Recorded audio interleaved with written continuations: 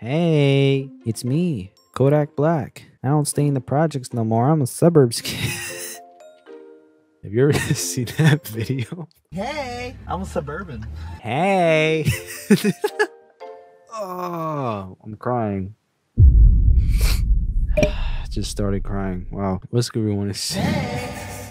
What's good, everyone? It's Chambers from chambersmixedit.com doing a new tutorial video, guys, with you today. We haven't covered this subject before, but it's how to add chords to a sample. Some people will drag a sample or a loop in from somewhere and they want to add to it, and they struggle to add some chords and melodies to it because they're not sure exactly how to go about adding music to something that already exists. So I got two examples for you today, and I'll walk you through how I would add chords to both. And real quick, I just want to let you know today I dropped my Synth Specials West Coast production course on my online class, chamberscourses.com. I use my analog synthesizers right here, like the Prophet 6 and the Juno. We made it like a nice West Coast bass line, add some smooth chords on top, did the lead, the drums, everything. It was really dope. If you're interested in that and the other Synth Specials courses, everything else in the course, you know, it's over 100 videos deep now. I'll leave a link in the description and in the comment section for you. It's definitely worth it. Okay, so here we are in Instagram, and like I said, I'm going to be doing two different examples. This first one will be pretty simple, but this second one is going to be more complex when it comes to adding chords. They're both guitar loops that I got from Splice, so let's listen to this first one for now.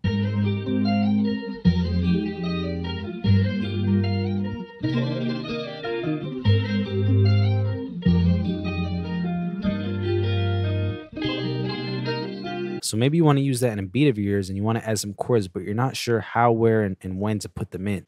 So that's where I come in. Let's first take a look at this sample, right? Let's use our eyes and our ears. I'm seeing 4 like main transients per 4 bars. There's the one right here, the one right here, the one right here, the one right here. It looks like every bar there's a new chord. So listen, 1, 2, 3, 4. And then it just repeats. We're going to be adding 4 chords to this chord progression. So I got a Rhodes sound, I think, loaded. Let's head into the piano roll. We already got it tempo synced up. We're at 150 BPM. So first thing I'm going to do is really take a good listen to that very first chord, that very first note. And I'm listening for the deep root note. If you were to add an 808, that's the note that you would use. Sorry if I sound terrible. I'm probably going to be doing that a lot. Just don't mind me. G sharp. That is our root note for that first chord. And what I'll do is go through each of them. I'm not going to build the chord out yet. I just like to build out the root notes, the bass notes of the chords first. So let's keep going to the second one. Bum, bum. Now we're at F. Bum. Then we go up a little bit. G. Bum. And that's C. So now we have the root notes matching up the root notes of that guitar loop. You really just have to use your ears for it. Where would you put that 808 and just really listen? If you got to sing to yourself like I just did, which was probably terrible, I definitely needed auto-tune, but let's not talk about that. That's just a way that could help you figure out what the notes are. So now that we have that, I'm going to build out the chords. If you're looking to become an expert at building out chords and knowing what's a major chord, what's a minor chord, what's diminished, what's augmented, my top 2 recommendations for you are the Music Theory Masters course or the Advanced Chords course. I go super in-depth and super in detail about everything. You'll be able to build out like minor 13th chords in seconds. I'll leave links down below. I'm going to be building out triads with these chords. Tri means 5, so there's going to be 5 notes per chord. 3 notes per chord. Start from the beginning. That's going to be a G sharp major triad. We have our 1, our 3, and our 5 in terms of music theory. I'll pick it up an octave so we can hear it better. This is probably going to be a minor that will connect to this G sharp right here. That's an F minor triad now.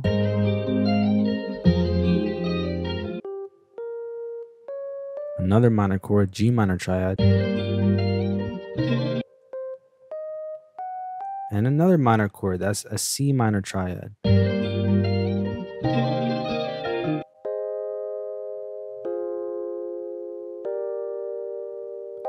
So you see we have a major and then we got 3 minor triads. And what I can do to make them sound closer together and more familiar with each other is do some inversions, which is when I'm going to take this G note and this C minor chord and drop it down 1 octave. Now the notes are closer together.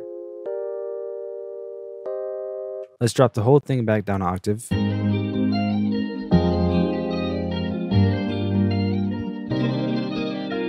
can extend that, and then maybe we could do some variations in the second half. Now this is a G sharp major 7th chord. You can understand all of this so easily in the music theory master's course or the advanced chords course. And there's the F minor 7th.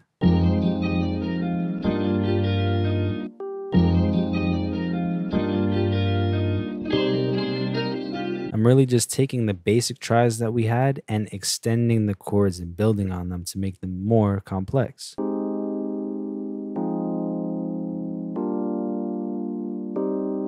And let's say we pitch this up 2, and we pitch the sample up 2, everything will follow.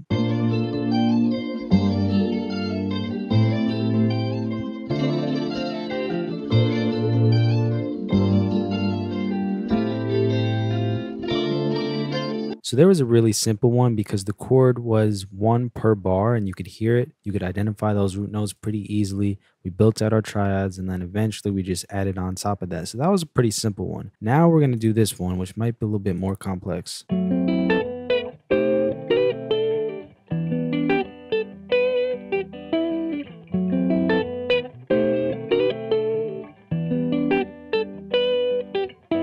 So let's do the same process that we did with the very first sample, right?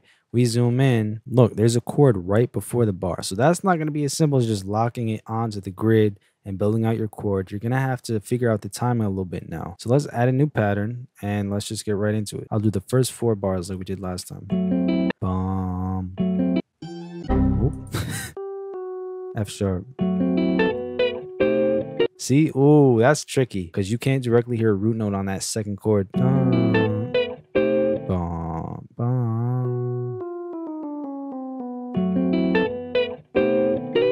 I'm guessing that is B.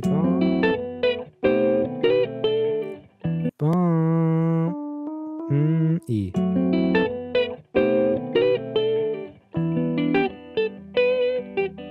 And it stays E for the rest of it. So you see how that one,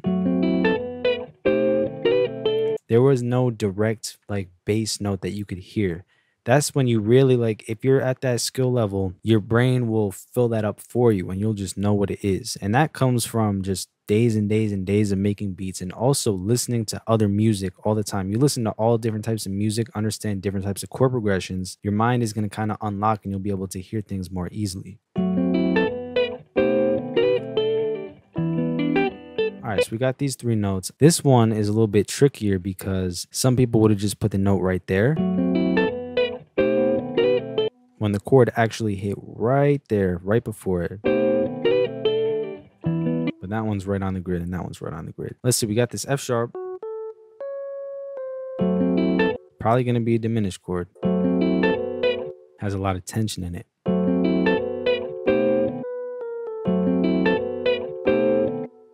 I'll also listen to the leading notes.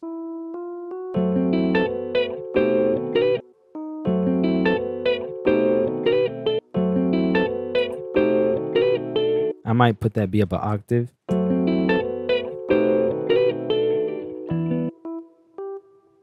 And that'll be a straight triad. See, this one's definitely more complicated because we're working with diminished chord. We got an F sharp diminished right here, and then we have a D sharp diminished chord right there. And what we did, we took this bottom B note and we brought it up an octave with an inversion. Lots of tension, and then it resolves itself with that E minor triad.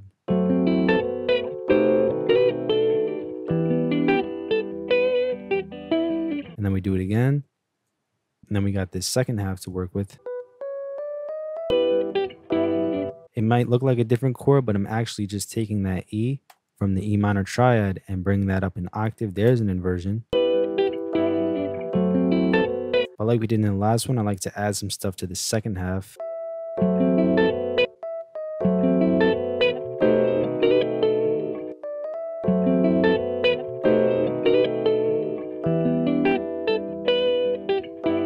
Here we're adding some top notes to those diminished chords that we were working with.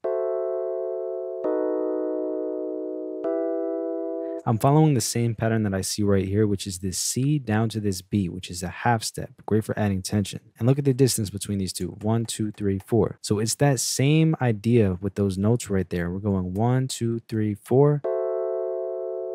to add on to the chord. And then we come back to that E, which is really just the same as the root note here, just up an octave. And this is a really cool sound because we're dipping down a half step and then going back up, back to that E that we were at.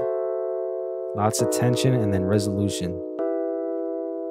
So the main tips, of course, would be to look and to listen, see when the chords are, whether they're lined up with the bars or a little bit before the bar or a little bit after. Identify those root notes first, and after you get those locked down, you could build the chords from there and then make them a little bit more complex if you want. But without a doubt, it's always going to help you if you have that prior knowledge about chords and understanding how you can build them and what makes a major chord or a minor chord or diminished or an augmented that you're going to learn in the Music Theory Masters course or the Advanced Chords course. Those are essential to becoming great with chords. So thank you all so much for watching. Good luck adding chords to your own samples that you guys want to make music with. Remember that Synth Specials West Coast production course just dropped, chamberscourses.com. Let me know what videos you guys want to see me do in the future, what kind of tutorials or cookups or whatever you guys want to see. It's Chambers, and I'll see you in the next one. Peace.